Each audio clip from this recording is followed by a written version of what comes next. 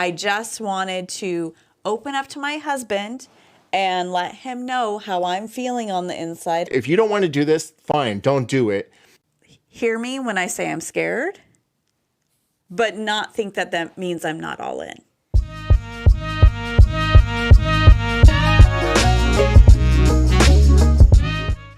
Hey guys, this is Emily. And this is Trent. From That's Not What I Said. So this first episode took a U-turn. It took a crazy U-turn because we were trying to talk about what it means to be an involved dad. Yeah. And 10 minutes into the episode. Well, I felt like I needed a couple of dry runs before we actually had the conversation. Yeah. But I think what we discovered along the way is it led to the conversation feeling forced. Yeah, but more importantly, you got cold feet and it turned into a fight. It turned into a fight about how you don't want to do this. I feel like we provide a ton of important insight and experience. I don't want to do it.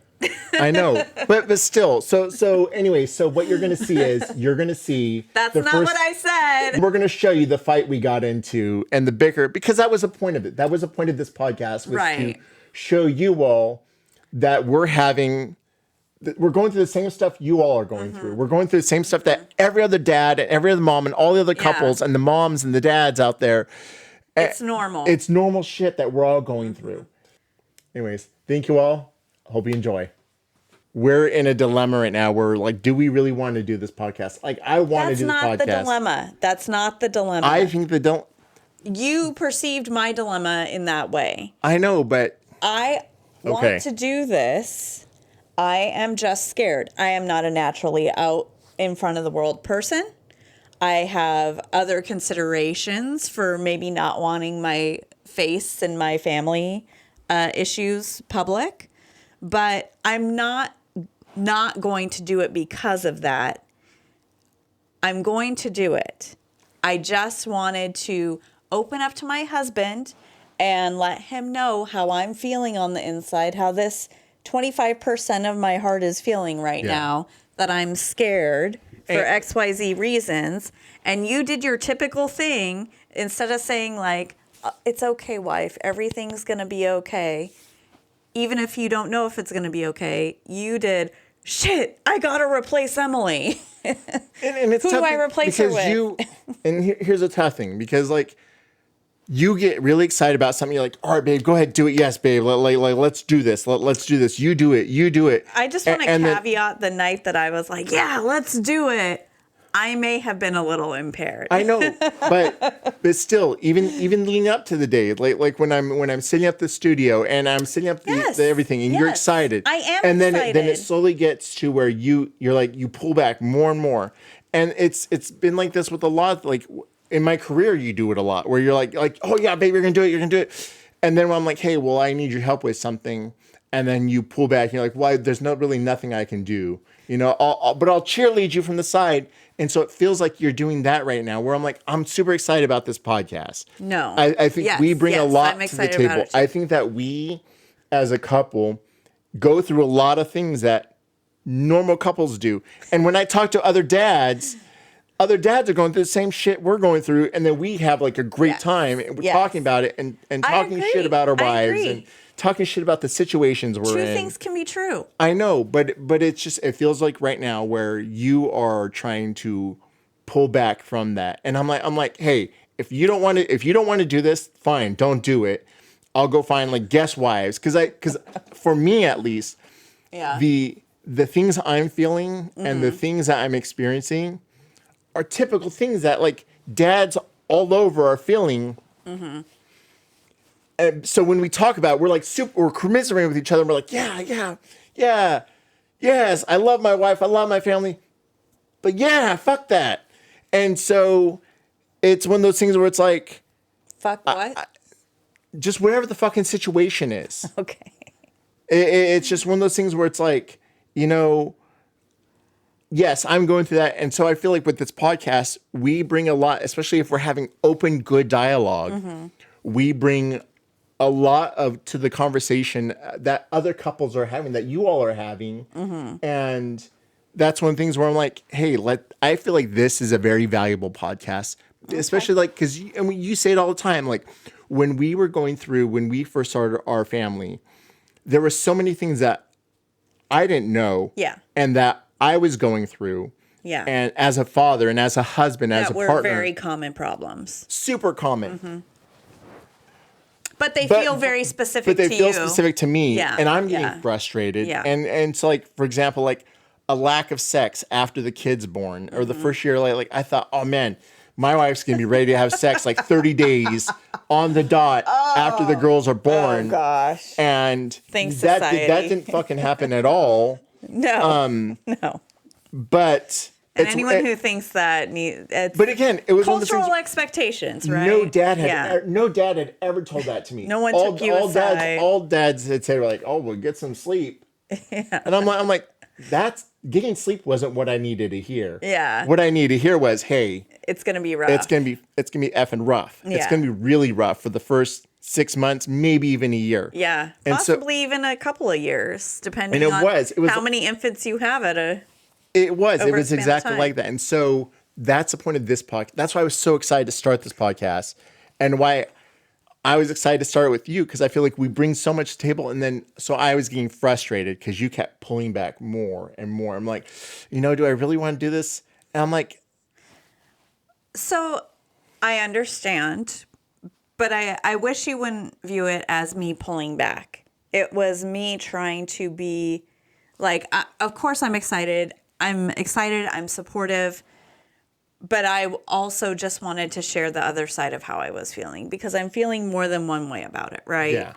And so I'm sorry that you felt it as me pulling back. Also, recently we've been sick. It's been the holidays. There's been a lot going on, and we're trying to get the kids back to school. So the timing of starting this, there's just a lot going on right now. Yeah.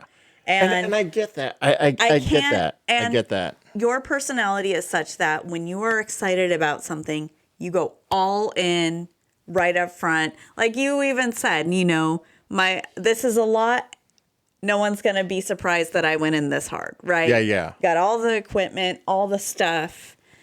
And that is not my pace, right? Yeah. And you can see from the way, I've done things where like I'll get started with something not even having like all the proper things in place to do something, right? Yeah. Whereas you get everything you could possibly ever need set up before you start. And so that's just overwhelming to me. And I'm overwhelmed right now. And so that's where when I'm telling you, if we're going to do this, I really need you to lead it and, set those calendar dates. Absolutely. And I'm all right with that. That's because I see that you have this energy, right? Yeah. And I don't have that energy right now. And I know that if I'm responsible for pulling the weight on something here in terms of planning or setting up, it's just not going to happen because everything else will take the priority first. And I know that. And that's why, like I told you, like, hey, I'll take care of the planning. I'll take care of you did of everything. And I'll get everything set up. But I wish that you also didn't do it begrudgingly, right? Like don't hear me and say, don't worry, I'll do it. But then also stew over like, I got to find some replacement wives because my wife doesn't do it, because I want to. But I also want to be able to express to you that I need your support in doing this. I need more. If we're going to do this, I need you to help pull it more than me. But I also need you to hear me when I say I'm scared, but not think that that means I'm not all in. Just know that it's me being open with you. I know, and I appreciate that, babe. I do. I truly know that about you. But it's just frustrating because I'm like, I've seen you, and this is why, because I've seen you do this where you get cold feet, and then you're like, well, then you do it, and then you slowly pull back and slowly pull back and slowly pull back to the point where it's just me doing 99% of the work, and whatever it is, a house chore, or like remodeling the office. Like you gave me the office as a present. It's like, hey, for Christmas or for your birthday, we're gonna turn the living room into a half office for you. And then it turned into me and my dad and Michael building out an office. No, it didn't. Yes, it did. No, it didn't. Yes, it did. I was here with your dad building that wall. Okay.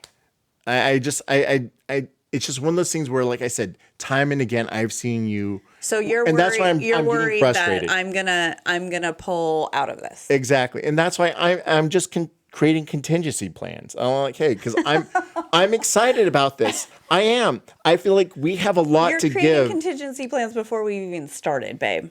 That's fine. That's fine. That's my nature. I'm sorry. That's my nature. But guess what, though? I've been successful because I create contingency plans. And when you came home and you told me that you had created contingency plans, I was reassuring, right? I said, You were. look, You absolutely were. I'm going to do this. I don't want you to be scared that I'm not going to do it. But maybe instead of like going off and creating contingency plans, like express to me, like, I'm really afraid you're not going to do this, instead of like spiraling into. And I did say that to you. I said, and you were very comforting. You gave me a big hug and you said, hey, I'm in this. I'm a little afraid and I'm scared. I'm scared to put our family out there. I'm scared to put myself out there. And I understood that. And I do. I get it, babe. But it's just one of those things where, like I said, I'm basing this experience off of also past experiences, which we all do. And so I'm getting frustrated because I'm like, well, crap. All right. So she pulls back. She doesn't want to do this. Okay. I still think that the information that we have, our experience, not the information, but our experience, our experiences are valid. Mm-hmm. And so, and not just valid, important for especially for me, other dads and other men to hear. And I think what you have is, because you say so many good things, like freaking profound things that I feel like so many other women and other moms need to hear. You say all the time, and we have great discussions. Mm-hmm. We go back and forth and we bicker and we get contentious like we do now, but we always come to really good resolutions. Yeah. Because we talk it out and because we challenge each other, but also because we try to understand each other. Yeah. And so that's why I'm excited about this, because I feel like what this is could be something really, really good. And whether or not regardless if it makes money or not, I still feel like this is just something that's really good and valuable and important for so many people to hear. And so that's why I'm being frustrated. I hear that. Okay. So, and I'll admit, I don't quite see the full vision yet. I mean, I see the vision, but I don't quite feel secure in the fact that we have like a unique voice or an interesting voice, but I'm here for it. And I'm scared, and I will try anyways, because, that's something we try to teach our children, right? Yeah. Is like, be scared and do it anyways. Yeah. So that's what I'm doing, and I'm here, and I'm looking forward to doing this with you. And I am, babe. I'm excited to do this with you. I am. Now you seem exasperated. I am exasperated. I am. I'm excited. Like we had to do all that to get here. But this is exactly how our arguments and our bickers go. Mm-hmm. Mm-hmm. We go full circle. No, we're actually bickering right now. I know we are. Yeah. But it's still important. So this is important. This is why this is important. I'm saying yes. So the first conversation, and you guys will see this in the next episode. So in the next episode, I'll post the first episode we did, the pilot test episode, to show you guys how that went. And all of our friends said that was a great episode. We should have led with that.